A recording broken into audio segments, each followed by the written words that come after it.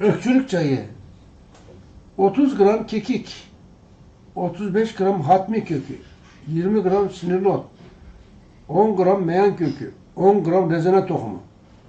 Öksürüğe karşı. Bunları bulabilirsiniz aktardan.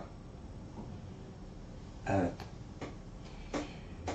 Kranflı ağrı çayı, 25 gram kekik, 25 gram kantaron, 25 gram kimyon, 25 gram kazot.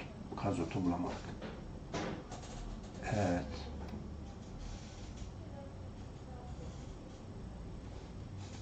Neyse burada bulamayacağımız bitkiler var. Fazla karıştırmayalım. Bir tane formül söyleyebiliriz. Türkiye'de bulunabilecek. O da bu. Öksürük çayı. Başka da yok.